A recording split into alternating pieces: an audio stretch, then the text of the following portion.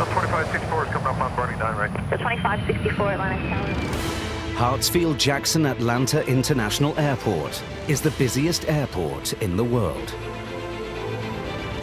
5 runways handle up to 250 flights an hour. Security staff check 95,000 bags every day. We are taking anything you can eat, drink, or surf the web with out of the bags. I'm looking for anything that can connect to make an explosive material. The airport handles 2 million passengers a week. This is the final boarding call for Delta Flight 1286. And it employs 63,000 staff. If the pilot doesn't get this, he can't go anywhere. So how does this enormous airport work? The volume here in Atlanta is always the difficult part. Exclusive access takes us behind the scenes, It's kind of like the underground Disney. exploring the airport's hidden secrets. Some people don't even know that I exist. To discover the amazing team on call 24/7 What I love most about this is being the good guy. and incredible technology You process a U.S. citizen in a matter of seconds. that makes this extraordinary place work. Once the captain get his clearance out, we're ready for on-time departure. This is the secret life of the world's busiest airport. Final call, Delta Flight 353 service to Liberia, Costa Rica. Hartsfield-Jackson Atlanta handles more flights than Heathrow and Gatwick airports combined. Good afternoon, ladies and gentlemen. Your aircraft has just arrived here at gate A28. Around 261 million people, 80% of the US population, live within 2 hours flight of here. Welcome aboard for Delta Flight 2179 to Pensacola. And it's the home base for Delta Airlines, one of the biggest carriers in the world. Hello, connections information is here on the overhead monitor. That's why 104 million passengers pass through the airport every year, relying on the 2,700 flights that arrive or depart every day. So it's 104 affirmative and make a left turn on taxiway November. To ensure everything runs on time, hundreds of aircraft must be emptied, prepared, and reloaded at one of the airport's 192 gates. Under such pressure, every breakdown, every weather delay, every security alert has the potential to bring the operation to a grinding halt. So how do you manage the job of getting all those aircraft in and out throughout the day? This is where it all starts. Delta Airlines Ramp Tower, one of 3 across the airport. And American 1309, coming on your left side to your gate, Tango 10. From here, the staff control all the operations required to turn an aircraft around across 60 gates simultaneously. Each flight has certain things that have to happen. It has to be fueled, has to have catering, has to be clean. So we're coordinating all those different inspections and activities that go into it every flight. We're ground control. So we bring the planes in and we push the planes out. Repeat and go, repeat and go. Roger, United 4484. Your push approved, tail south. Currently there's 2 in queue. Ramp controllers manage the flow of aircraft, enabling pilots to find the right gate and head for the right runway. Hey, I got Bravo 29. It's ship number 950. Gate controllers oversee the turnaround itself, managing up to 8 gates simultaneously, constantly troubleshooting problems. My gate Bravo 31, he just pushed off the gate. He was on time, and I got Bravo 33. We have the jetway off, and it looks like he's going to be early. It's the gate controller's job to liaise with the ground crew to ensure baggage tugs arrive for the luggage and catering trucks arrive with newly loaded galley cars. But one vehicle you won't see out here is a fuel tanker. So how do these planes get refueled? Running underground is a hidden network of pipes, 23 miles long, which feed fuel to every single gate at the airport. And the system pumps 11 million liters of aviation fuel every day. SkyWest 109, North Cargo, Dixie 35.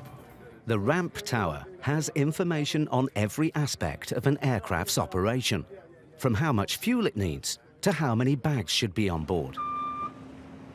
This information is fed to the ground crew using the latest in handheld electronics, which is how they know that this flight has a problem.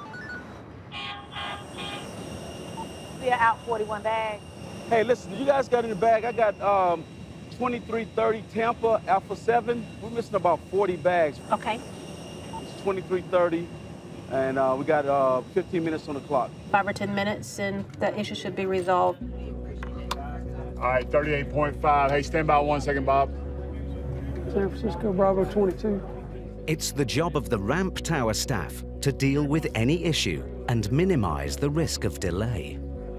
Planes will come in and something goes wrong with it. It'll break, needs tire changing, doors won't open. Delays affect us greatly because we're such a tight operation.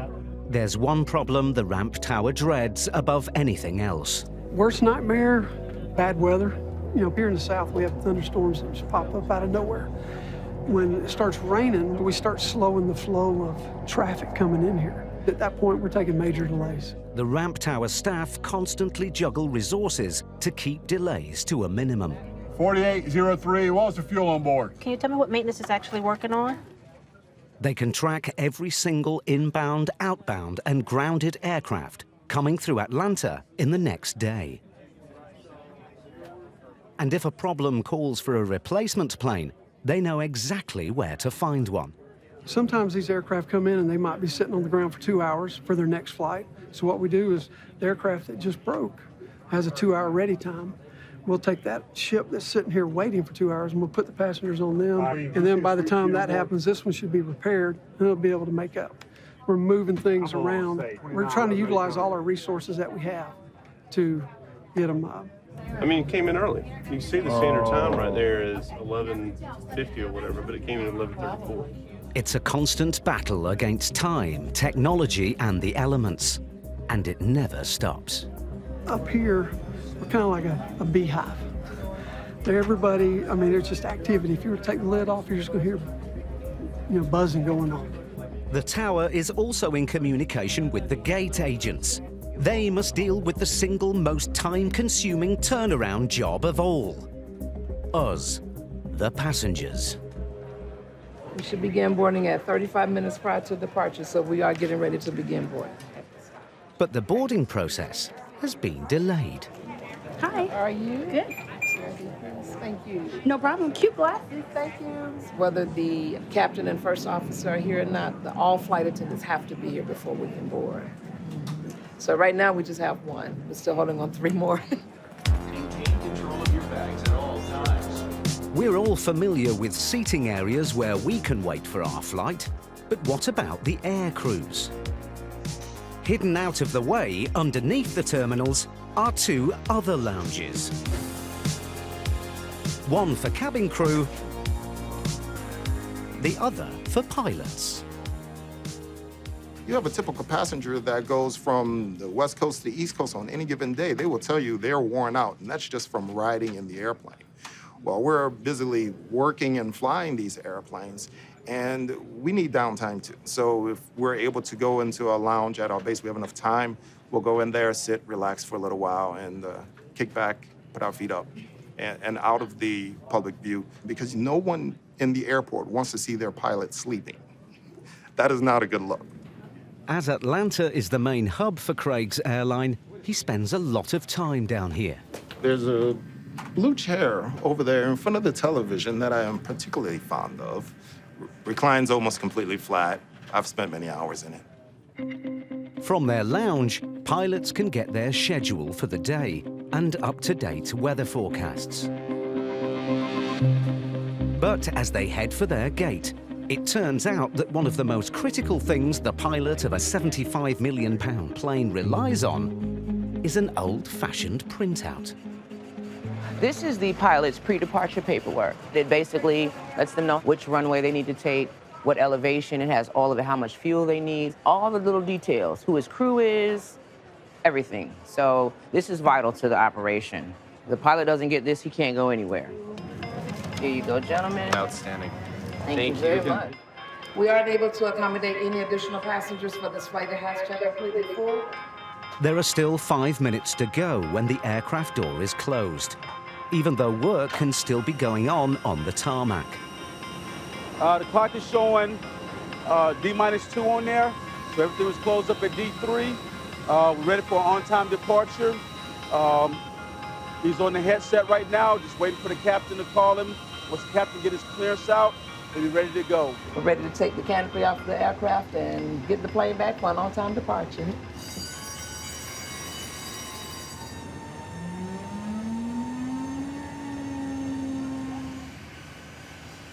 The ramp controller liaises with air traffic control.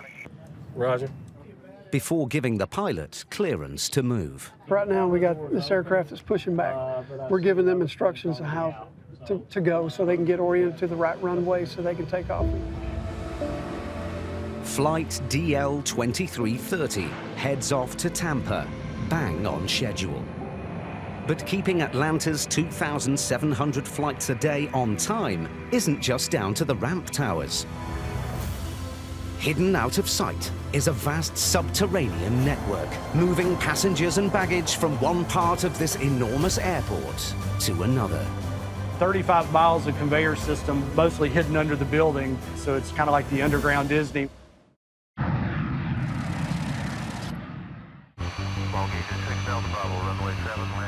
Hartsfield-Jackson Atlanta has been the world's busiest airport for the last 2 decades. And last year, it handled a staggering 104 million passengers. Final boarding call, Philadelphia Airlines Flight 2609, service for Charlotte. Managing that number of people requires 2 massive terminals and 7 concourses spread across the 2-mile-long axis of the airport. Once again, this is a final boarding call for Delta Flight 1286. All confirmed and ticketed passengers must be on board at this time. At gate T6, they've almost finished boarding a flight to New York. Hi, how are you today? But some passengers are missing. We're missing still about 8 passengers on board. Most of these passengers are coming from a connecting flight. Atlanta is a massive hub, with flights coming in from all over the world, as well as across the USA. Over 60% of passengers are changing from one flight to another. And with gates as much as 1.5 miles apart, getting them from one aircraft to another is a huge issue. So how do you get passengers to their flight on time? The solution lies underground. A subterranean automated railway, which handles more passengers a day than all the terminals at Heathrow combined. A 3-mile loop of track runs along the spine of the airport, connecting terminals and gates. The next stop is for A gates, A as in Alpha. At peak times, the trains run a minute apart, allowing the plane train to shuttle 250,000 passengers, staff and crew from terminal to terminal every day. It's the busiest automated airport railway in the world. The next stop is for B gates, B as in Bravo. But what and who keeps it running? Get you to head out to F2. Got doors failing to lock, F2. We have to ensure that there's no glitches, no hang-ups. We want to keep it moving smooth. It's all about getting people safely from entering the airport to their destinations. From the control room, Rod can monitor the performance of every train in the system. Any problem, like faulty doors, overloaded trains, or power failures, will raise an alarm. Train 4, car 47, doors failing to close. And as soon as there's an issue, Rod alerts his roving team of engineers to fix it. All right, no problem. They are part of a secret army of people who keep the airport functioning. You have 3 guys spread out across the entire system, and they all have a certain area to cover. If an issue happens, you can tell them where the train is, Car 34. what the problem is. The pressure on Rod is immense. A plane train breakdown is the nightmare scenario. Without that 1 minute train, now the crowd's starting to pile up and pile up and pile up. Those stations would be crowded in just 5 minutes. It affects everything. Now the planes can't depart because they don't have the passengers. I mean, it's a ripple effect. With 2,700 flights routed via Atlanta each day, the ripples spread far and wide. It wouldn't affect just Atlanta. We're talking the whole southeast, eastern seaboard. I mean, it is not a good thing, not a good thing at all. Careful, doors are closing and will not reopen. While Rod's team attend to every technical fault, some problems are beyond their control. Number one would probably be passenger interference. That means people jamming doors. The automated system requires the doors to close properly before a train can move off. If the doors are jammed open or damaged, it brings the plane train and possibly a significant slice of US air traffic to a complete halt. These trains will not move without the doors being closed. That's why it's so crucial, it's so important. Careful, doors are closing. But passengers aren't just worried about catching their flights. I don't feel too comfortable checking in luggage. Like, especially if I'm traveling with dance costumes or something important, like, I always get scared that they're gonna lose my bags. This is actually only my second time on a plane, so the first time, my baggage got lost. Worldwide, around 20 million bags are lost or damaged each year, costing the industry £1.8 billion. Atlanta uses the latest in technology to minimize the chance of your bags missing your flight. Welcome to Atlanta's high-tech baggage highway. First stop on the line, the Transportation Security Administration's screening facility.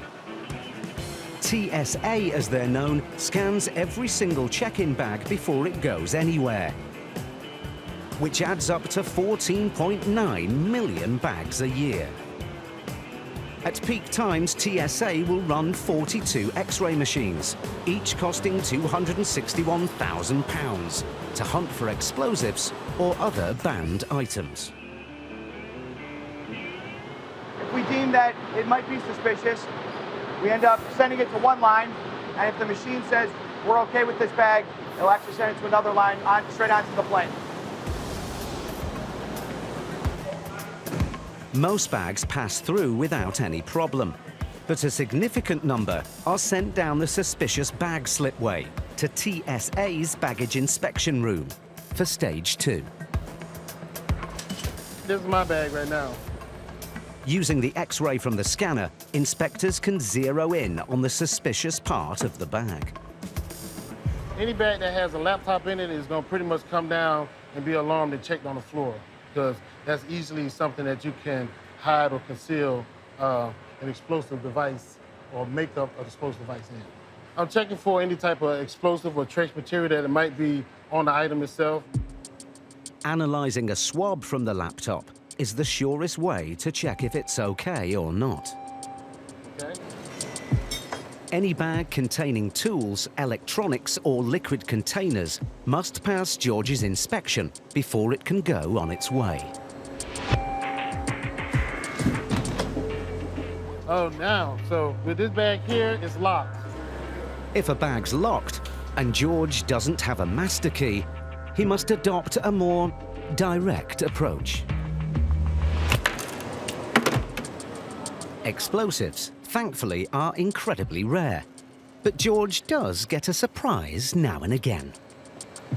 One time we even seen like some dead rats, mice, and it was just a whole bunch of them in little Ziploc bags. One time we even seen a complete car, the hood, just bits and pieces, the headlights, just in different bags. It was literally like a whole car. Confirmed as safe, bags move to stage 3, where the adventure really begins. The 35 miles of conveyor system, mostly hidden under the building, so it's kind of like the underground Disney where you really don't know all the different things that are happening. It's a mechanized wonderland with 500 junctions. And it's here that the tag on your bag really earns its stripes. At Atlanta, they're special because they contain a microchip, or RFID. We have optical readers around the system that periodically check the location of the bag, as well as RFID readers. The RFID allows bags to be identified even if the barcode gets obscured. This ensures that every bag gets routed to the right destination. And the microchip offers an extra little peace of mind. So it allows us a lot better information. We're now able to relay that information to our passengers. They can use an app to see the location of their bag at any time, whether it's on board, whether it's sitting at the claim unit for them. Andy and his team constantly monitor the system. There are different color codes that come up depending on the activity of the system. Green is good. Green is always good. Purple indicates there's a little bit of a problem and bags are starting to back up. And then if there ends up being a jam, it indicates a jam in yellow. Unfortunately, Andy and his colleagues see yellow over 60 times a day. We have a jam at MB 143, MB 143. A baggage system technician is dispatched to sort out the problem. Our goal is to clear them within a minute and a half. There's a little competition between the day shift and the PM shift on how quickly they can clear a jam. Most jams are like this one. 4 bags have ended up wedged together, blocking the conveyor. It's simple enough to clear, and Andy's computer screens are green for go again. The biggest cause of lost bags is when luggage is in transit to a connecting flight. At Atlanta, they have an ingenious solution to deal with bags which have a long layover. Bags like this one are sent to a facility called cold storage. It's tracked by the system, so it knows its exact location. So if this particular bag, which is going to Sacramento, is needed for a flight going out, then the bag will purge out, go to its on-time pier, and then any other bags that were not needed at that particular time by the system will come back and be sorted back into a time lane. The final stop on the system is one of several unloading stations.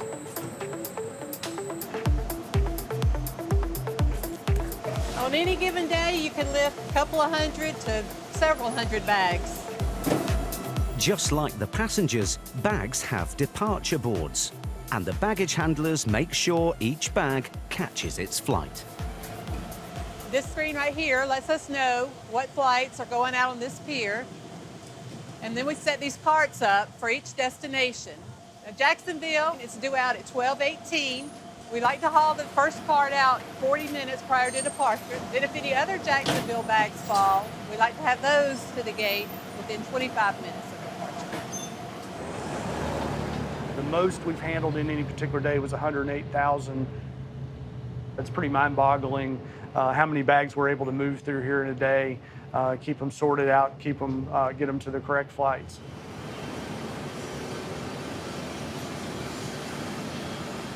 The airport systems do a remarkable job of getting passengers and luggage to their onward flight. But what do you do if you've got a tight connection? And even the plane train isn't going to be fast enough. Ever wondered what those people with name boards on the air bridge are doing? Are you Mr. Stender? I am, yes. How are you? Good morning, sir. Delta passenger Stephen Stender has less than 30 minutes to make his connection. Well, I've got a nice treat waiting for you downstairs if you follow me. Having alerted the airline to his problem, they've stepped in to help. This is their Porsche transfer service, reserved for VIPs, paying clients, and people who really can't afford to miss their onward flight. I was really sweating it, you know. I was a little concerned about weather and everything else. It's a big day. Actually asking my girlfriend to be my wife. I'm flying home to Milwaukee, and immediately as I see her, I'm gonna ask her to marry me. And we are then celebrating. We're off to Hawaii. It might seem a bit absurd, using a sports car capable of 160 miles an hour to tootle across the tarmac at a modest 30. But with an automated massage included, it's been chosen for comfort rather than speed. We could just take a little tour around the airport for an hour. I could get used to this. And again, just watch your step, Mr. Sender, as we head up. Perfect. Great. Thank you. One passenger's journey that could have gone south is now heading north, on time to Milwaukee.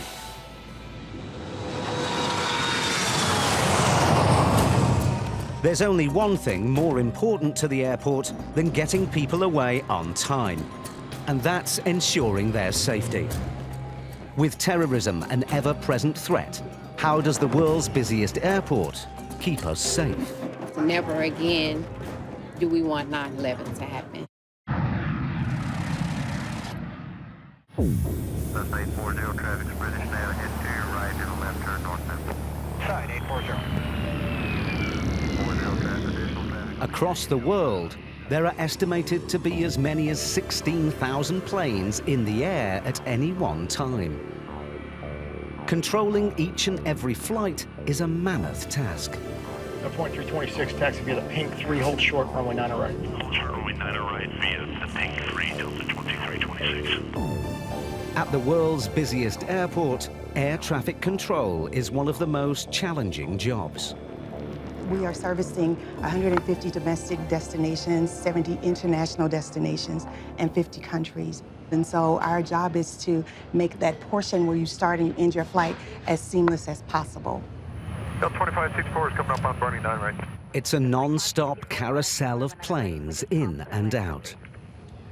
Southwest 105 at Romeo 3, cross runway 9 right, turn left on taxiway November. Sir, Delta 1375. Every airport is different, but here in Atlanta, you have to have that energy to keep going and keep moving forward when you are getting behind, because you can get behind real fast here.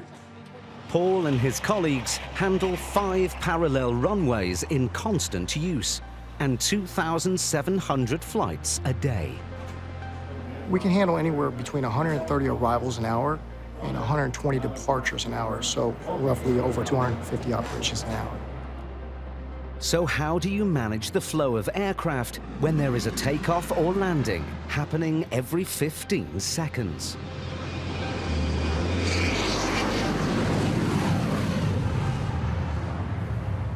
Atlanta Airport is divided in 2. Each side serving one half of US airspace. On each side, one runway is dedicated to takeoffs, the others to landings. And each runway has a designated controller. Delta 1471, you can make the left turn at Lima 1. You'll follow an Embraer approaching from your left. Delta 1471, monitor tower 123.85.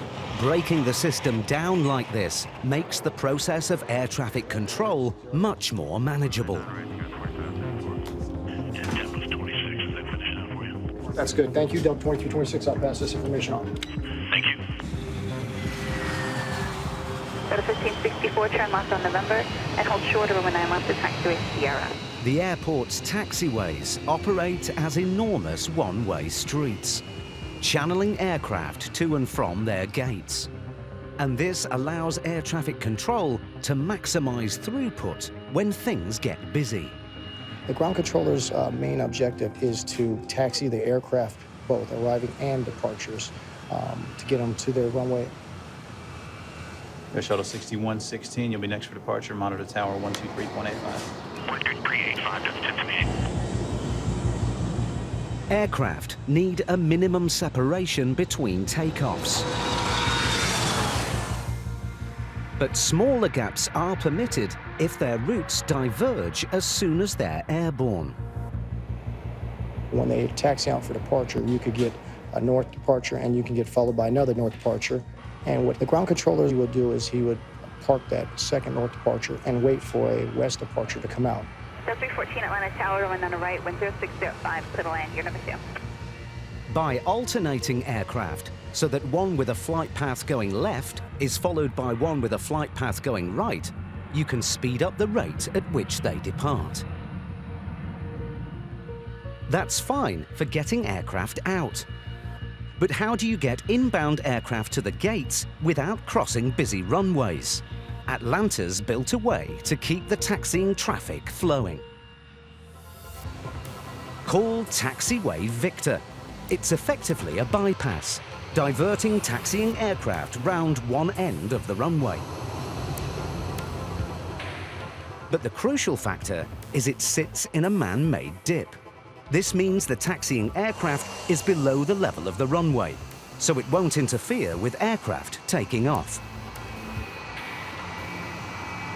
It actually reduces our runway crossings by about 600 crossings a day, and it also allows the aircraft to keep moving, which means they don't have to idle down and power back up, so they use a lot less fuel. In air traffic, it's always good to keep an aircraft moving. A moving aircraft is a happy aircraft, as we say. So even if you're taxiing longer and you're not stopping, I think the passengers enjoy that, because at no point do you stop. Taxiway Victor's been so successful, a similar system is planned for the opposite side of the airport. American 668, cross over 9 left, join Mike and contact ground point.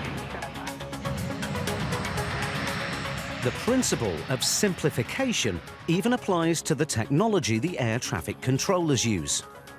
For all the radar and computers they have, the most essential tool for managing individual aircraft is this: a plastic strip. Those plastic strips, those are the flight plans. And basically they have the aircraft call sign on there. They have the destination, the altitude. They have a transponder code on there in which that code is linked up to that particular aircraft so that we can radar identify them and follow them throughout the airspace. There's times where you could have 50 of those strips. And that's a way for us to keep them organized. And it's a memory aid for us. So we use those all the time. Passing the strip from one controller to the next keeps responsibilities clear and the traffic flowing.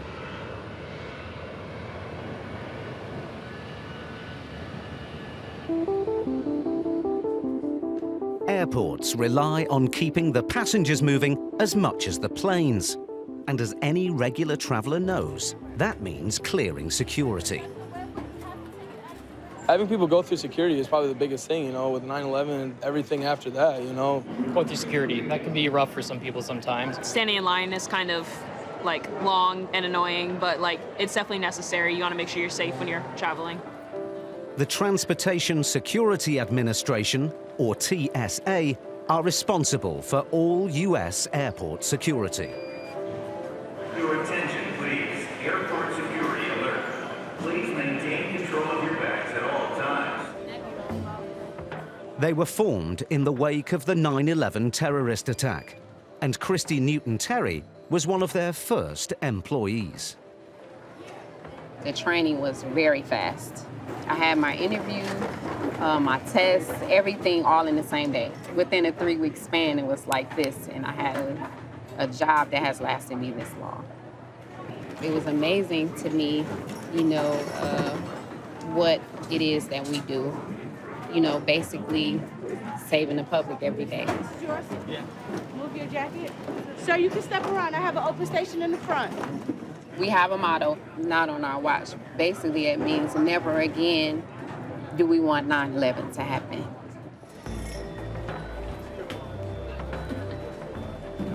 Everything that's in your pocket, put it in here. Very first station. The main weapon in TSA's armory is the X-ray scanner. But if it can see inside our luggage, why do we have to take anything out? Anything that we have you take out of the bag is basically for the X-ray operator so that they can see clearer through the item to make sure nothing prohibited is inside. Laptops and other metal items can block the X-ray machine's penetrating eye, which is why passengers have to remove them from their bags. They can hide prohibited items from detection. Remember, guys, bags. We are taking anything you can eat, drink, or serve the web with out of the bags. Last year, screening at Atlanta revealed 245 handguns carried in people's luggage, of which 222 were loaded. We find their gun almost every day. Some of them forget they're in their bag. Some of them think that they can bring them because they have a carry concealed license and they think that they can still bring it through. Remember, guys, anything you can eat, drink, serve the web with, go ahead and take it out of the bag. The meticulous process of security can cause long queues. But Atlanta does have one tool up its sleeve. More efficient than metal detectors and body scanners, it can keep queues to a minimum. Say hello to Flint, one of 17 specially trained explosive sniffer dogs. He's not gonna bother, he's just gonna smell you. Well, the technology is very good, but the dog's keen sense of smell is much better than the machinery, and it's a lot quicker. So we can screen passengers much faster. We used to screen cargo, and they would call us because if they had 20 pallets to screen, the dog could do it in 10 minutes, where it would probably take them 2 hours. By eliminating the possibility of passengers carrying explosives before they even reach the X-ray machines, the remaining security checks can be simplified. He's not gonna bother you, he's just gonna smell you. They don't take their shoes off, they don't have to take their liquids out. It's just much more efficient and a faster way for them to pass through the secondary part of the screening. Security is one of the most important aspects of airport life, and it can affect its operation in some very unexpected ways.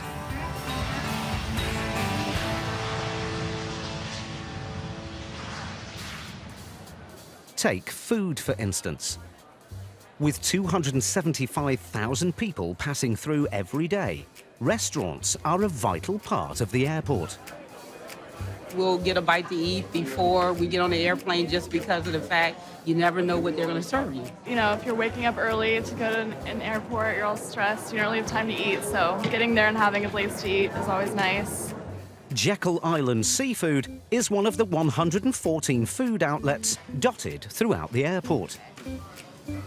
Most of the seafood, the shrimp and fried fish and crawfish and calamari, most of that stuff's 10 minutes tops. With chicken, it takes a little longer to cook, so we're looking at about 15 minutes.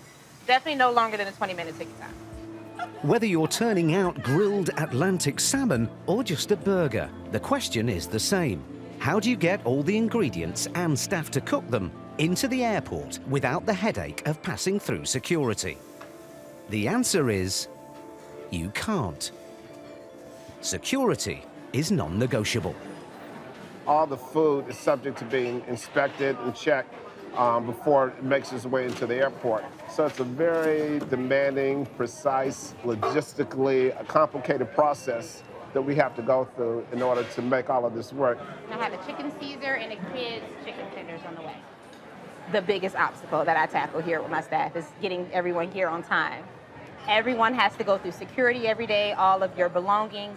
So the staff have to make sure that they're prepared at least an hour and a half to just walk in the doors to be here at work. Getting people and produce to the restaurant is only part of the challenge. If all sharp objects are confiscated by security, how do chefs prepare the food? All of the knives have to be tethered or attached to a string, or they have to be locked away in the safe.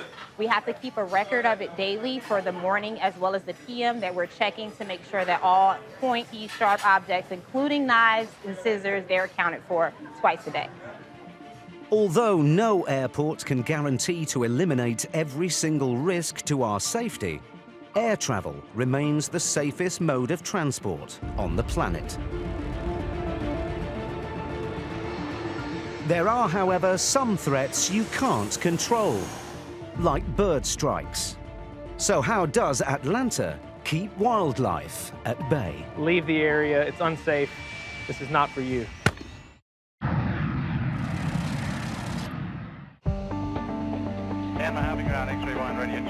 As any regular traveler knows, Mother Nature can have a dramatic effect on air travel.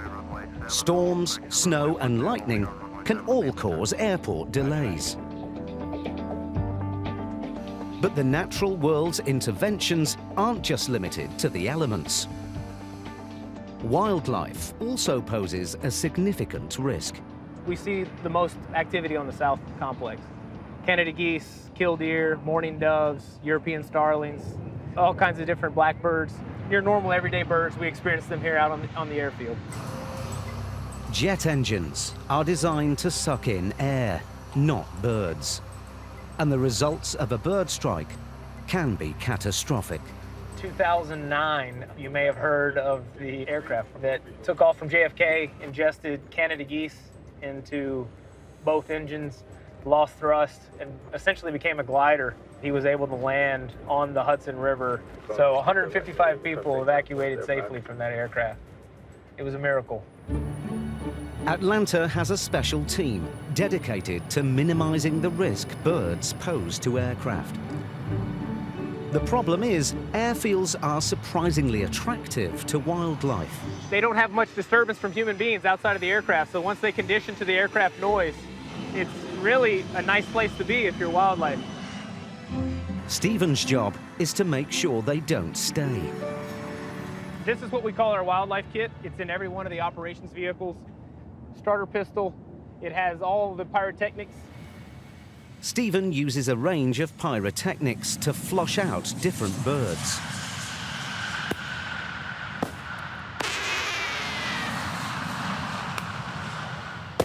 But not everything in his kit is about scaring wildlife.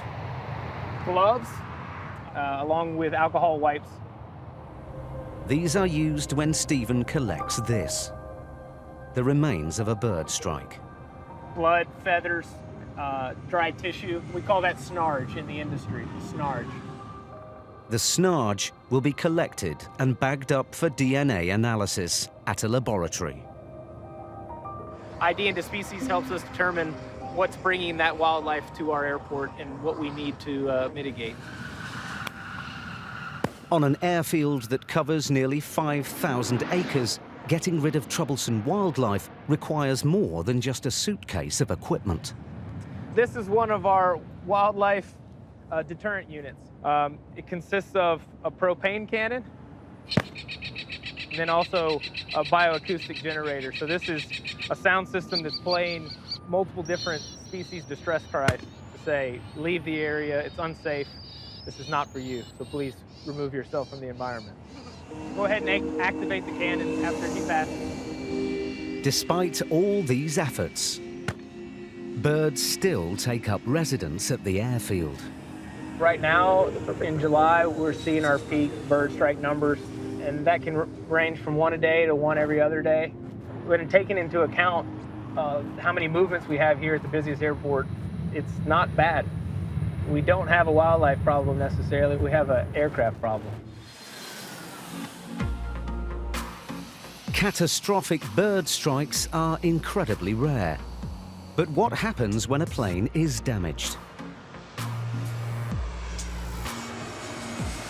This building, over a mile long, houses Delta Airlines Technical Operations Department, or TechOps for short.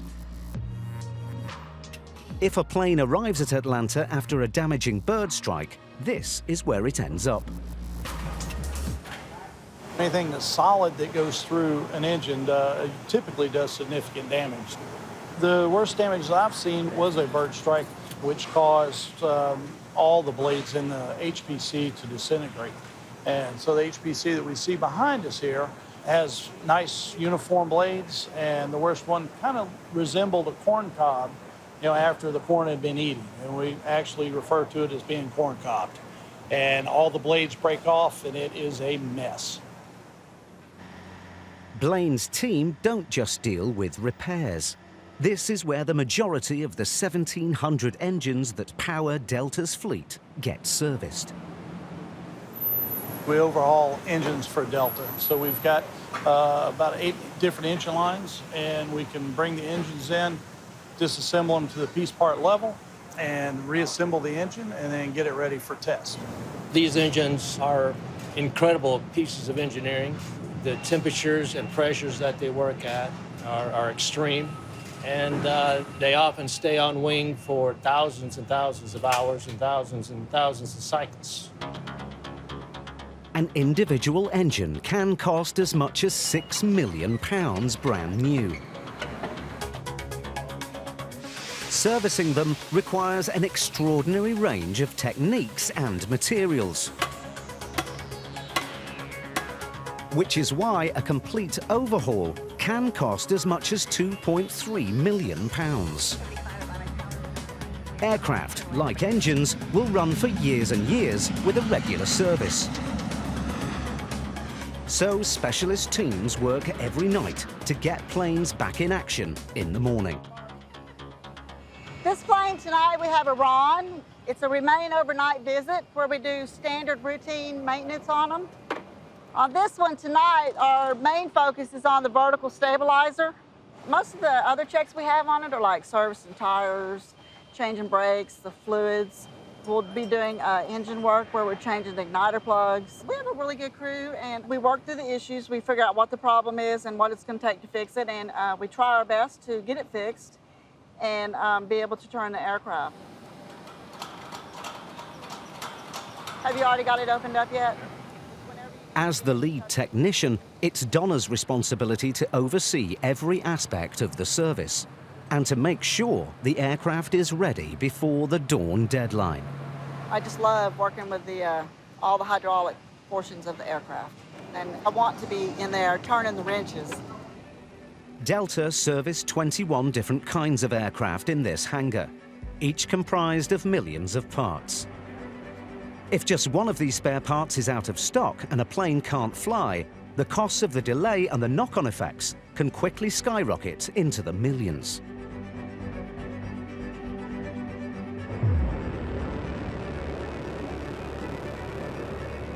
To keep their fleet in the air, Delta have built one of the world's biggest spare parts stores.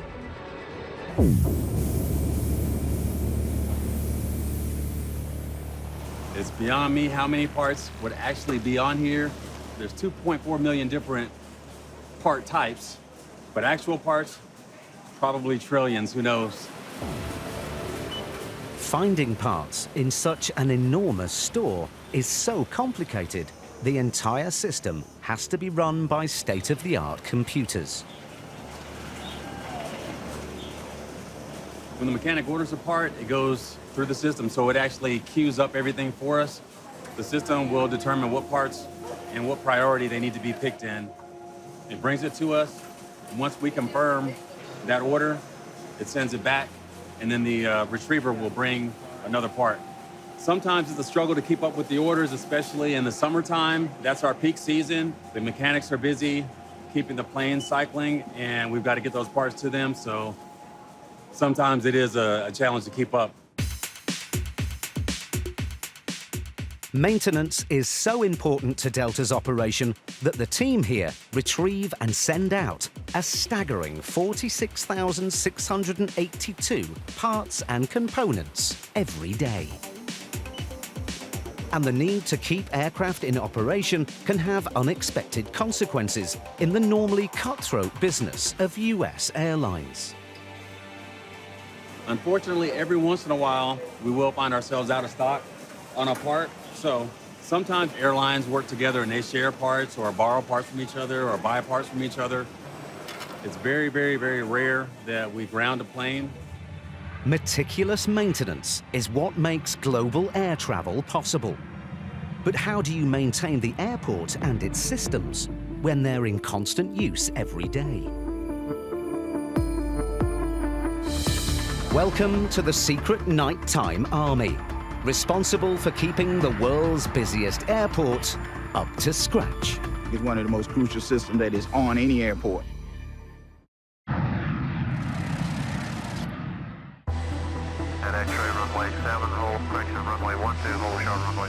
It's 11 p.m. and passenger flights have all but ceased. The cargo terminal will run throughout the night, but activity at the passenger gates has come to a halt. Now, another secret army of people leaps into action. These precious few hours when passenger flights are suspended are the only time most airports can carry out essential maintenance. And with 5 runways, 192 gates, and over 5,000 acres to look after, that means a lot of work. 20 Oscar, 20 Tango, 34 crew, Unit 5, Unit 10's all concerned. Be advised, runway 26 right is closed. Each runway is closed once a week for the airside operations team to conduct inspections and running repairs.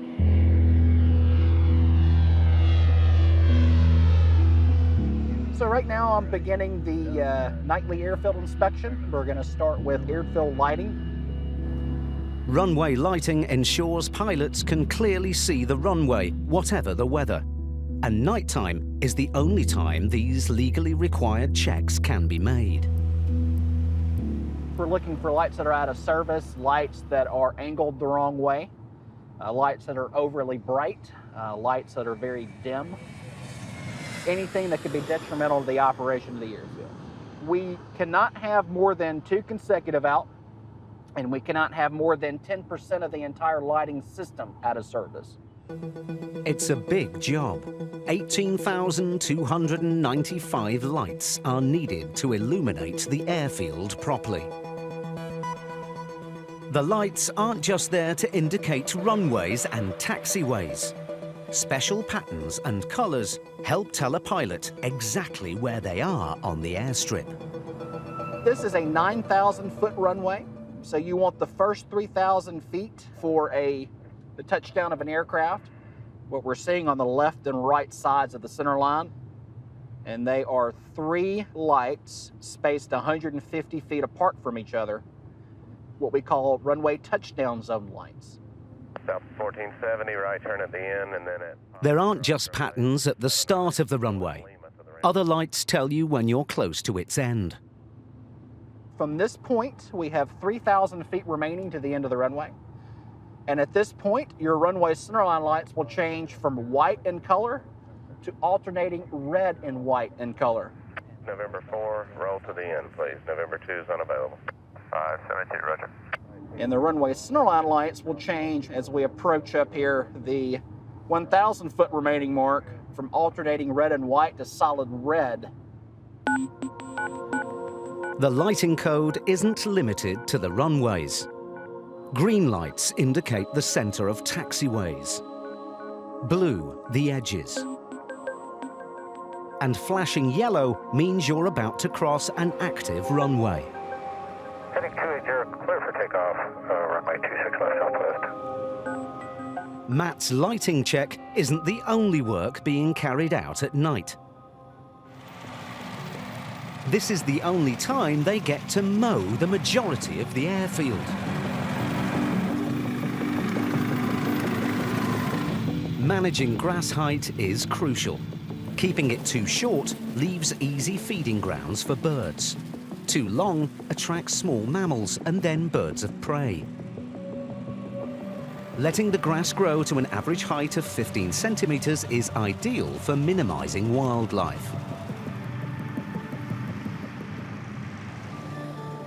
Inside the airport's buildings, an army of engineers, technicians and cleaners has descended to ensure the buildings are returned to full working order before the first flights depart at 6 a.m.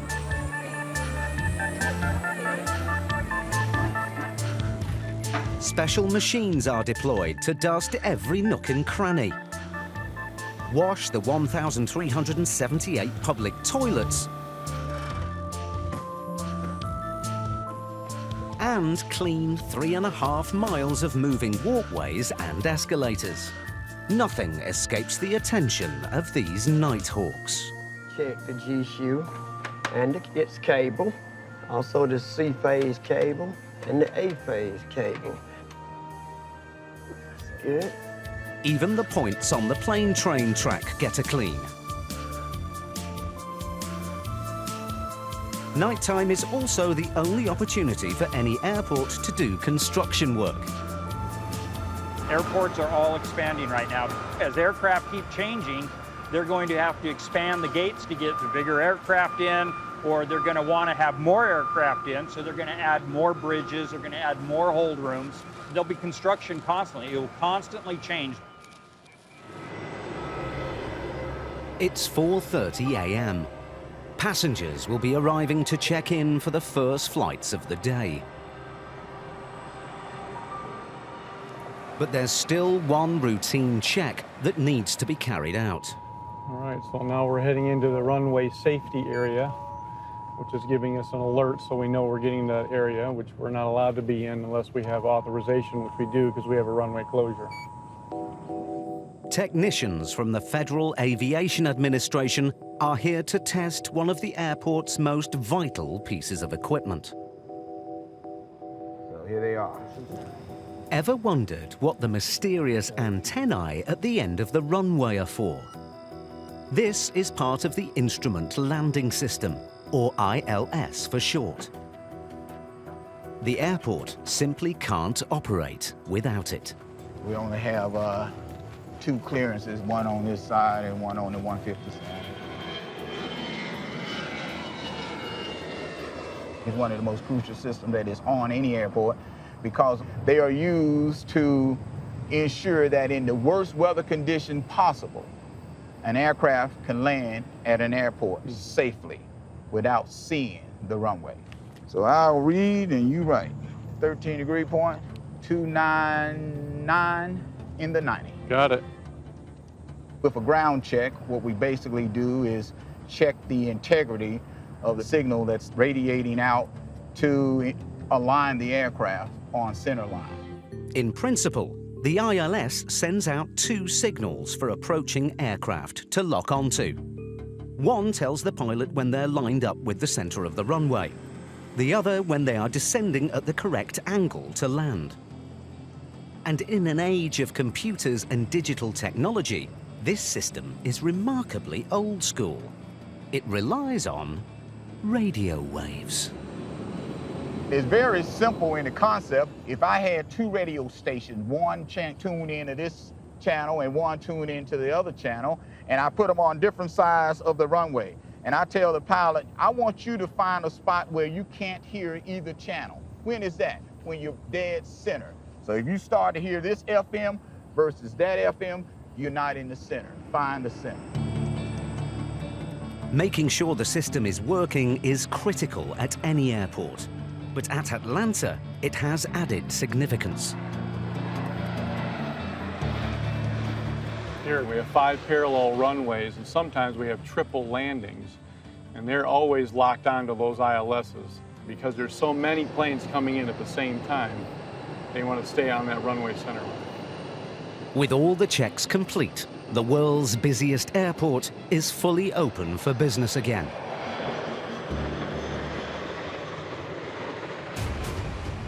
Early morning is one of the peak times for international arrivals. So how do Customs and Border Protection turn the airport into a frontier?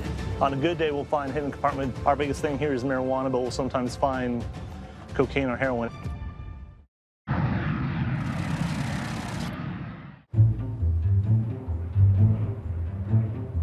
Long Easy 6 Delta Bravo, runway 7, land as the whole shoulder, runway 12, clear to land. Traffic speed 2 jets departing. 6 Delta Bravo. Around 20,000 people arrive at the world's busiest airport from overseas every day. They fly in from Europe, Africa, Asia, and Latin America, and every one of them needs to pass through customs before they can enter the USA. But what the thousands of people queuing to pass through immigration don't realize is that the work of the customs officers has already begun. Guys, just keep on walking for me, please. Keep on coming. Officers from Customs and Border Protection will sweep an international arrival as soon as the passengers have disembarked. They're looking for any kind of contraband. We're looking for items or compartments where they may have hid stuff that they're bringing back into the United States, including narcotics. We use our dog as another tool, and we still like to go double check everything by hand. There are too many international arrivals to check every one, so flights are picked at random. We just like to hit different flights all the time to keep everybody on their toes and mind their P's and Q's. The sweep is thorough, inside and out. Right here, I'm looking at the inside of one of the cargo holds on this aircraft. You don't just have passengers involved in the drug trade, you also have people that work for the airlines and people have access to aircraft that are involved in it, hiding in hidden compartments at times that the general public doesn't even think about or doesn't even see. Inevitably, most of the things the officers discover have been forgotten rather than hidden. Most days we find things that people leave over, just like the toothbrush right here. We find tablets and cell phones, but on a good day, we'll find a hidden compartment filled with different drugs. Our biggest thing here is marijuana, but we'll sometimes find cocaine or heroin. This plane is clear, but across the US, Customs and Border Protection officers find over 2.5 tons of narcotics every day. The staff in the immigration hall process the passengers as fast as possible. Long queues here can have a major impact on the rest of the airport. Hey guys. Hello. Good morning. All right, you have your passports.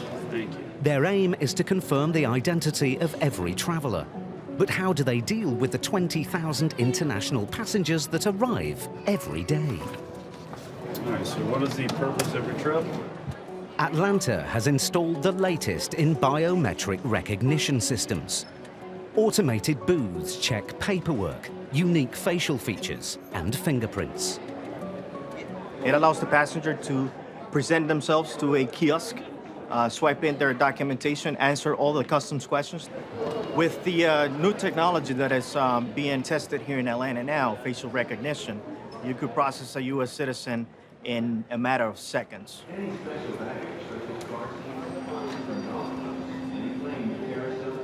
And the screening process doesn't stop in immigration. While passengers wait for their luggage, another CBP officer is on patrol. A four-legged one. Working dog, hold on. Unlike other dogs at the airport, Murray's not looking for explosives or drugs. His target might seem mundane, but it's potentially just as dangerous. Oh, Murray, what do we have here? He looks for like plants, vegetables, meats, and other prohibited items. Passengers often bring food in as an innocent treat for relatives or a sentimental taste of home. Oh, that's a good dog. Look at that ham. And every bag that Murray and his colleagues sniff out must be examined by CBP's Agricultural Department inspectors. So I see our canine has hit on you. Oh, okay. The fresh leaves that you have, that you're carrying, these are prohibited items. So unfortunately, all your fresh fruits and vegetables will not be permitted into the U.S. today. But why is something you can buy in any supermarket such an issue? Letting a non-native item into the country could have catastrophic consequences. Any foreign pest or disease that could come into the U.S. can cause billions of dollars to our economy as far as the agricultural side. It's not just the odd bit of fruit and veg that gets confiscated. A typical morning's haul would put a top chef's kitchen to shame. We have some fresh okra, we have eggplants, avocado, we also have some bananas, and then of course we have a big, beautiful bag of some dried meat. With some items, like these cherimoya or custard apples, the pests are visible to the naked eye. Pests, for an example, that we find on the cherimoya are going to be typically your mealybugs, which is that white dot. Even spices conceal potential biohazards. Inside of the cumin, there is a federal noxious weed that is found once we go through the process of sifting it. First eye contact, here are two, and so therefore unground cumin cannot come in for that reason. So what happens to this culinary contraband? The only way to dispose of it safely is by feeding it into a blender, then incinerating the pulp. Over the course of my career, I must have ground thousands upon thousands of pounds of food. In 2016, detector dogs like Murray quarantined 1.7 million items, intercepting more than 60,000 harmful pests. No mean achievement, Good boy. given all of these dogs have either been rescued or donated to CBP. Murray is a rescue. When they found him, he was badly abused. If you look at him, half of his ear is cut off. I don't know if somebody tried to cut his ear or from a dog fight. We don't know because he was in really bad shape. He was really skinny. He was scared of people. Atta boy. That's a good dog. We have an on-time scheduled departure this afternoon of 4:48 with an arrival into Detroit of 6:39 p.m. local time. As airports become increasingly familiar in our daily lives, it would be easy to take these complex places for granted. Air Shuttle 6116, you'll be next for departure, monitor tower 123.85. Yet behind the scenes is a secret army of people dedicated to ensuring our flights arrive and leave on time. My job's invisible to the public, that some people don't even know that I exist. And I don't mind that. I get enough credit and satisfaction out of knowing that I'm making this place safer for the traveling public. Get a lot of people that come in and say thank you for what you do. I know you have a difficult job, and we appreciate it. And we, in turn, appreciate those people that say that. They operate around the clock. A typical night for me starts at 10:30 p.m. It ends about 7:30 a.m. This industry, it's a 24/7, 365 industry, and the midnight shift is a necessary part of that. And they work with all manner of machinery. I enjoyed being able to take an engine completely apart and then later seeing it on wing flying safely. To make our journeys run as safely and as seamlessly as possible. They are living the secret life of the world's busiest airport.